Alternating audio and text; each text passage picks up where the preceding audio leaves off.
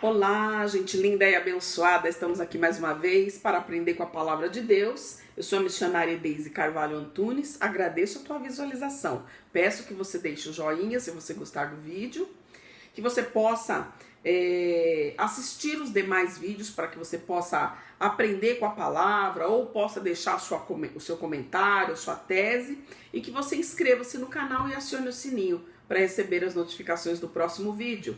Nós gravamos agora recentemente vários vídeos, né? Inclusive hoje foram postados vários, né? Sobre o arrebatamento, o juízo final, sobre o que ocorrerá no tempo do fim.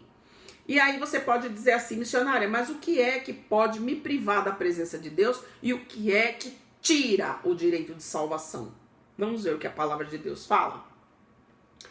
Romanos 6,23 diz: pois o salário do pecado é a morte, mas o dom gratuito de Deus é a vida eterna em Cristo Jesus, nosso Senhor. Dom gratuito é pela graça, não é dízimo que te salva, não é oferta que te salva, não é pastor que te salva, não é a tua beleza que te salva, não é o poder aquisitivo que salva. O que salva, o salário do pecado é a morte. Mas a salvação vem através de quem? Do Senhor Jesus. Por isso que é gratuito. Ele pagou o preço. Ele pagou o teu ingresso de entrada. Agora resta saber se você vai confirmar a sua presença.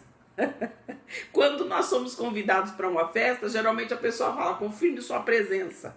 Não é isso? Tem lá um versículo nos evangelhos que diz que o Senhor convidou vários nobres para sua festa de casamento, para uma festa, para um banquete.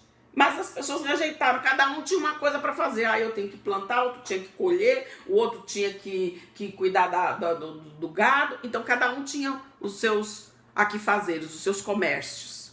E aí ele falou, então vai, busca toda a qualidade de pessoa, coxo, manco, quem vocês achar, porque a minha casa tem que estar cheia.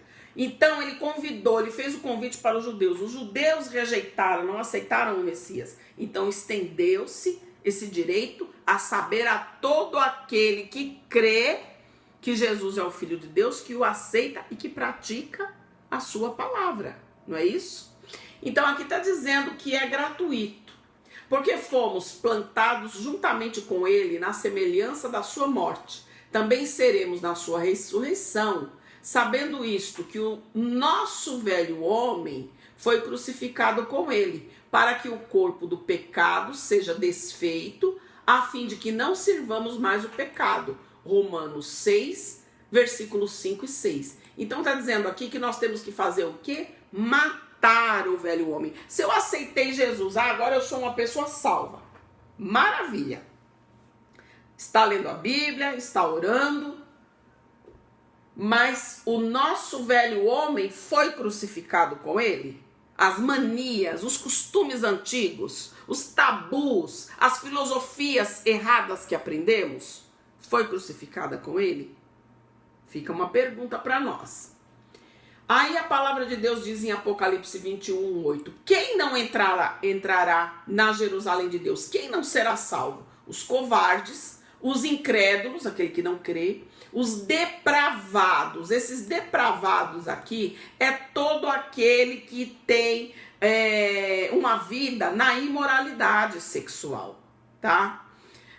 Os assassinos, os que cometem imoralidade sexual, os que praticam a feitiçaria, todo tipo de magia, mandinga, feitiço, simpatia. Deus não está no meio dessas coisas.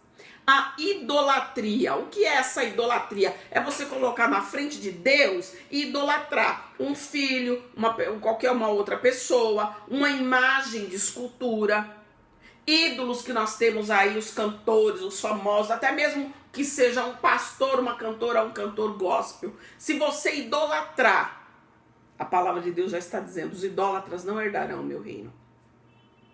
E todos os mentirosos, o lugar deles será no lago de fogo, que arde com enxofre, que é a segunda morte. Apocalipse 21:8.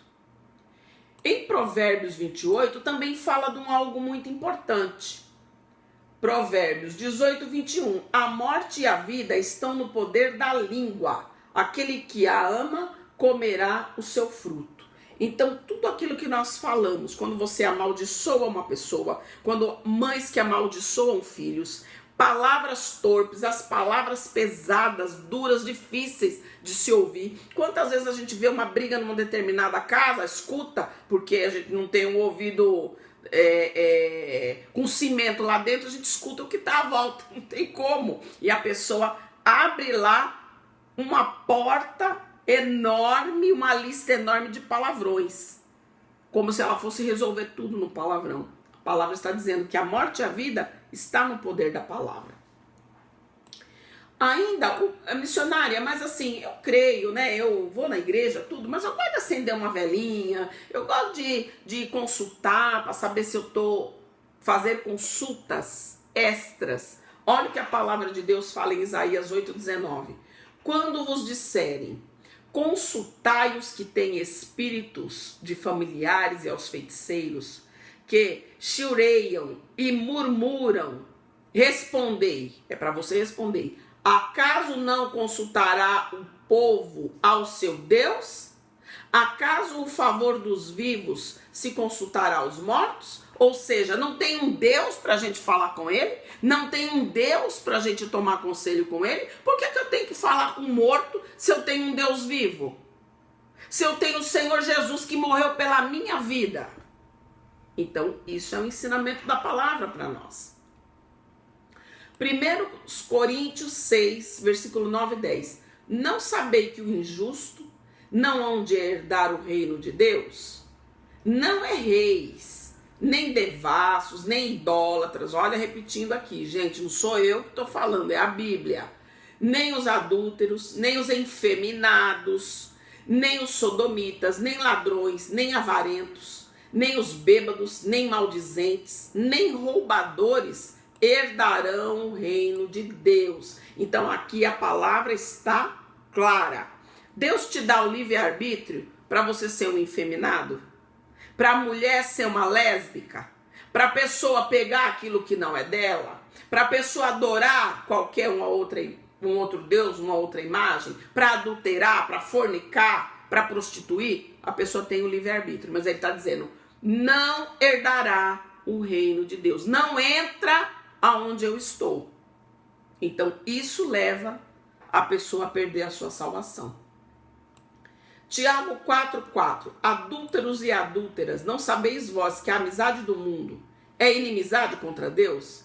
Portanto, qualquer que quiser ser amigo deste mundo, constitui-se inimigo de Deus. Ou seja, não significa que você não pode usufruir do que tem na terra, ir numa praia, ir no teatro, ir no cinema, fazer compras, passear, viajar, ir numa festa. Mas a palavra de Deus fala o que no Salmo 1? Não senta na roda dos escarnecedores. Sai do meio da prática errada.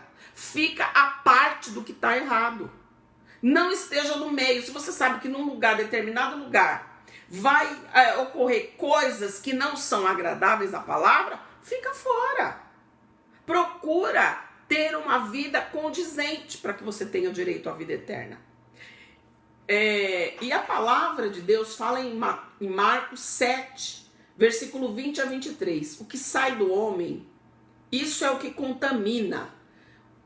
Porque do interior do coração do homem saem os seus maus pensamentos. Os adúlteros, as prostituições, os homicídios, os furtos, a avareza, as maldades, o engano, a dissolução, a inveja, a blasfêmia, a soberba, a loucura. Todos esses males procedem de dentro e contaminam o homem. Ou seja, o homem bate o olho numa mulher, deseja lá no coração, vou ali. Então nós temos que dominar. Quando Deus diz para Adão assim, olha, domina sobre tudo, é sobre tudo que tem na terra e a si próprio. Mas às vezes a pessoa não domina os desejos da carne. E isso tem que ser vencido. Se nós desejamos realmente estar na presença de Deus. Porque como eu sempre falo, um dia isso aqui vai ter fim. Ah, missionária, mas estão falando que o mundo vai acabar, o mundo nunca acabou. O mundo realmente não vai acabar. Nós vimos no vídeo passado que essa terra será purificada, ela não será destruída. Mas nós somos eternos? Não, nós morremos, nós somos perecíveis. Se Jesus não vir e eu morrer daqui a 1 segundo, eu tenho que estar preparada, porque eu vou ter que prestar conta a Ele. Eu vou ter que chegar diante dEle. E como será o meu encontro? A palavra de Deus fala em Isaías: prepara-te, ó Israel, para encontrares com o teu Deus. E, missionária, mas eu faço muita coisa errada. Olha, então eu estou no inferno. Olha o que a palavra de Deus diz. 1 João 1,9. Se confessarmos os nossos pecados, Ele é fiel e justo para nos perdoar os pecados e nos purificar de toda a injustiça. A palavra de Deus diz: ainda que o teu pecado seja como a escarlata, ela se tornará branca como a lã. Pode ser a pessoa perversa. Muitos até julgam, falam: nossa, era um matador, era um bandido, era um ladrão, era um prostituto. Agora virou crente, virou santo. Se confessar o pecado, se arrepender de um puro e sincero coração. Jesus veio para perdoar. Ele não veio para os sãos, ele veio para aquele que está perdido. E ele tem o poder. E se Deus perdoa e transforma, quem somos nós para julgar? Agora, a consequência do erro da pessoa, se tiver que prestar conta à justiça, o que tiver que acontecer, ele vai passar o seu processo.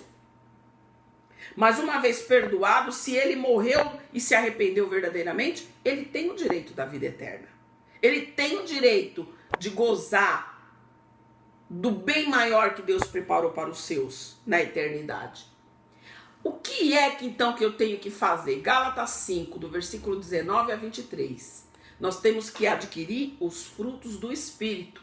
Os frutos do Espírito Santo de Deus são mencionados no livro de Gálatas, que diz: o fruto do Espírito é o amor, o gozo, a paz, a longanimidade, a benignidade, a bondade, a fidelidade, a mansidão e o domínio próprio. Contra essas coisas não há lei. Se eu tenho domínio próprio, eu não vou adulterar, eu não vou prostituir, eu não vou fornicar, eu não vou roubar, eu não vou cobiçar, eu não vou matar, porque eu tenho o domínio próprio. Então é necessário pedir a Deus que nos dê graça para adquirir os frutos do Espírito.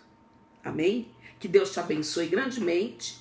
Avalia a tua vida como um todo. Você que ainda não teve a oportunidade de observar a palavra de Deus desta forma, confessa o teu pecado a Deus, se arrependa e goze as maravilhas que Deus tem reservado para os seus aqui na terra e uma vida eterna com Ele, lá no céu e depois aqui na Nova Jerusalém. Que Deus te abençoe grandemente e fica para ti um forte abraço da missionária Daisy. Até o próximo vídeo.